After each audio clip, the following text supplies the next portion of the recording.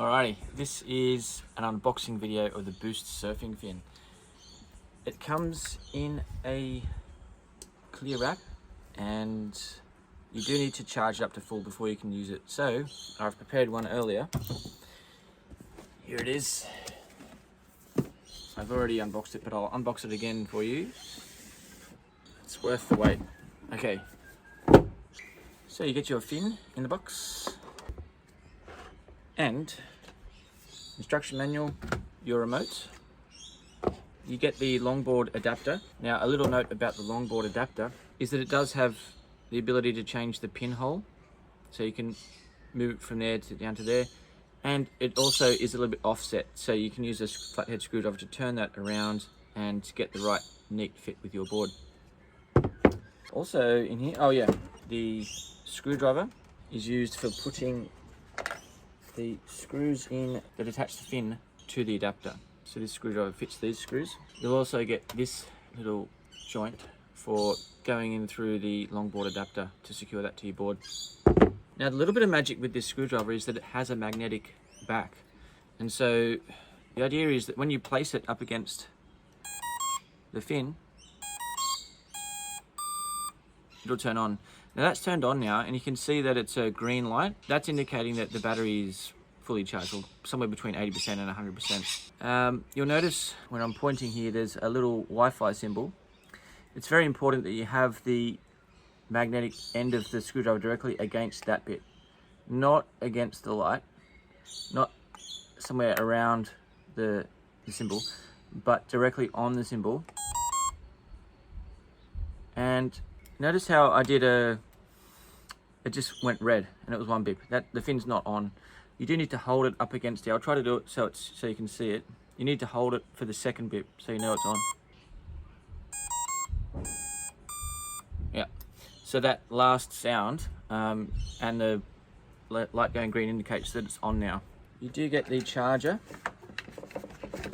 Now the charger comes with the ability to fit different attachments. In the box, originally when these were first sent out, you would have a US and a European adapter. Since like late 2022, we have been able to get the Australian adapters. And if you're missing one, just let us know, we can send you one.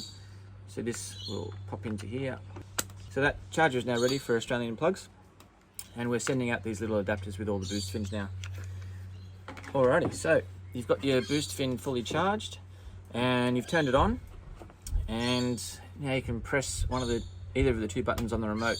These two buttons are two different modes, and the modes can be configured in the Boost app.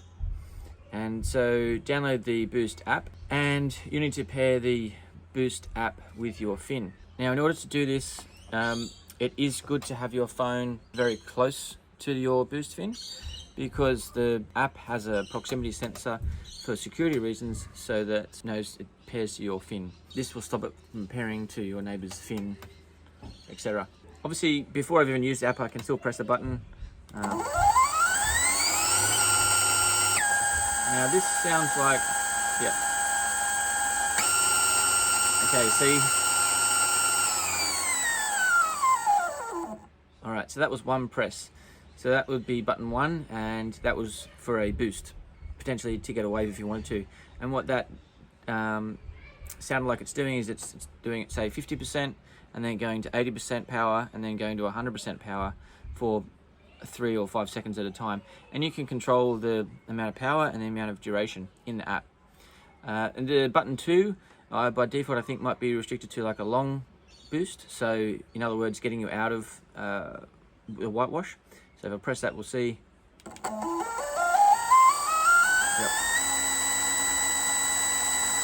Okay, it sounds like that's maybe about 80% or something. And then it's probably on for 3 minutes. So I've just pressed the button again to turn it off in that particular mode, because it might have gone on for 3 minutes. Okay, so hopefully that makes sense. Also, don't forget to take this with you to the beach when you take your boost fin. It can be quite frustrating when you get down to the beach and you can't turn it on. Okay, maintenance and care. So obviously the boost fin is made for going in salt water and all types of water.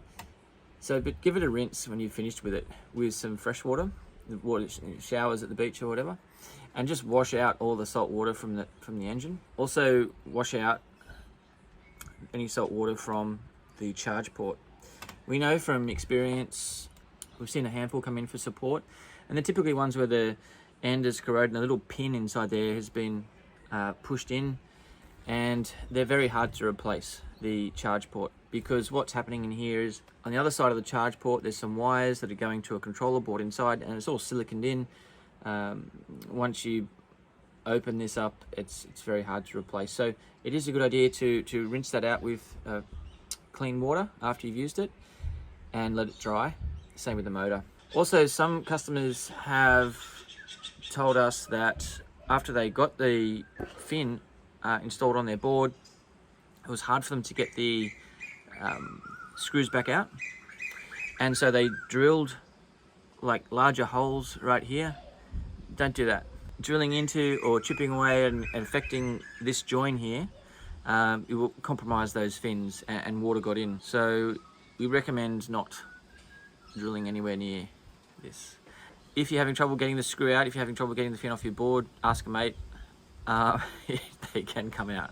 They really do come out. I think it is also important to mention that inside this packet with your instructions is this protector. This is designed to clip into the back of the fin here so that it protects little one's fingers and even your own fingers. Okay, so that's in now, that's clipped in. This is a good safety measure for making sure that people's fingers and toes and things don't get sucked into the prop and sliced. Boost, the company do say that when you remove this, it does give you more power. I can understand why that might be the case.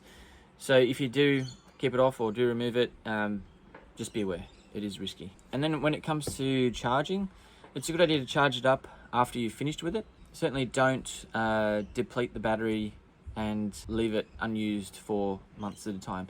It's the same with all lithium batteries. If you deplete the battery and a lithium battery and you leave it empty, it can go into a state of deep discharge, and it can be hard to get that battery working 100% again, if at all. Just bear that in mind. Keep your boost fin charged up. It's in a happy state around 50% charge. There's no harm in having it at 100% charge. And like all lithium batteries, don't charge them overnight while everyone's asleep in the house in case there's any external electrical faults causing smoke. And I'll show you briefly how to fit this to my longboard. Oh yeah, if you've got any questions, just ask us in the comments. We're happy to answer them. All right, see ya. Alrighty, so now I can show you how to fit the boost fin to a surfboard. In this case, actually, it's a paddleboard with the longboard adapter. Here's the longboard adapter, and I've got the pieces I need to do that.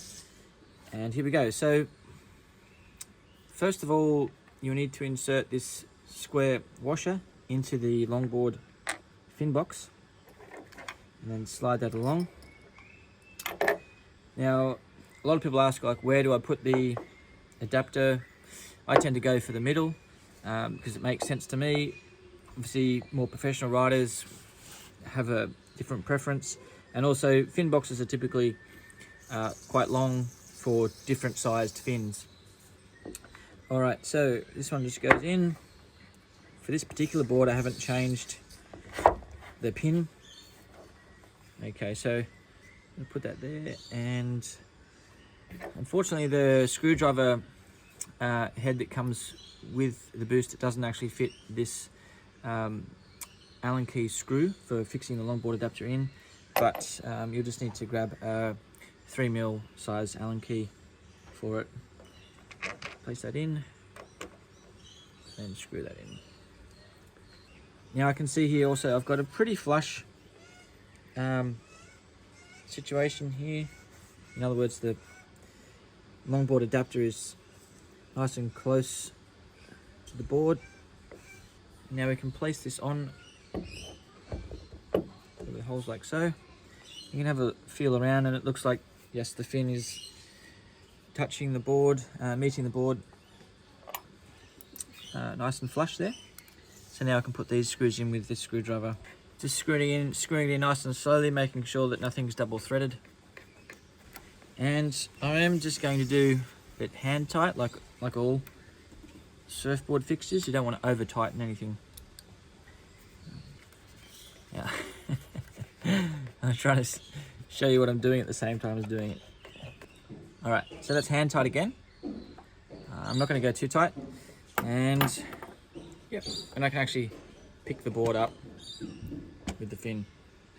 So that's a really good fit. There are also boost leashes that you can get, which basically attach from this hole here and goes around the other side of the board to the regular leash anchor in your surfboard or paddleboard. All right, well, hopefully that helps. Let us know if you've got any questions, comments, and chat soon. See ya.